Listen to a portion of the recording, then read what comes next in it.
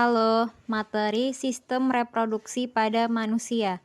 Ditanyakan pada soal tahap oogenesis pada bayi perempuan yang baru lahir telah sampai pada fase option A. Oogonium, B. Oosit primer, C. Oosit sekunder, atau D. Ootit.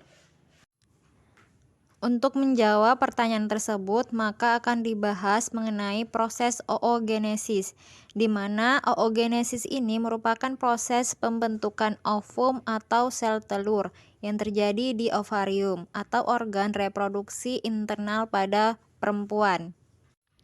Oogenesis ini dimulai saat masih berada di dalam kandungan, di mana untuk anak perempuan yang baru lahir akan memiliki bakal sel ovum sebanyak 200.000 hingga 2 juta. Kemudian hanya sekitar 40.000 saja yang tersisa saat anak perempuan itu masuk pada masa pubertas, dan hanya 400 saja yang akan matang dan berkembang menjadi sempurna.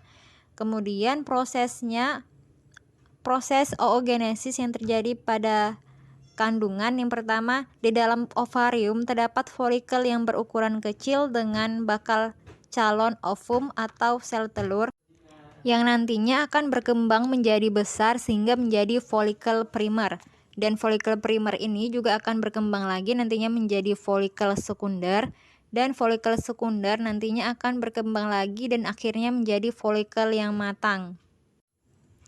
Selama folikel berkembang, sel primordial akan membelah secara mitosis sehingga akhirnya membentuk oogonium atau sel induk telur yang bersifat diploid atau 2N. Kemudian oogonium diploid akan mengalami pembelahan secara mitosis dan akhirnya menjadi oosit primer diploid atau 2N.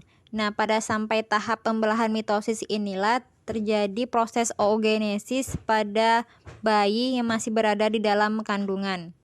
Maka berdasarkan penjelasan tersebut, tahap oogenesis pada bayi perempuan yang baru lahir telah sampai pada fase oosit primer yang terdapat pada option B, sehingga ini merupakan jawaban akhir dan kesimpulan.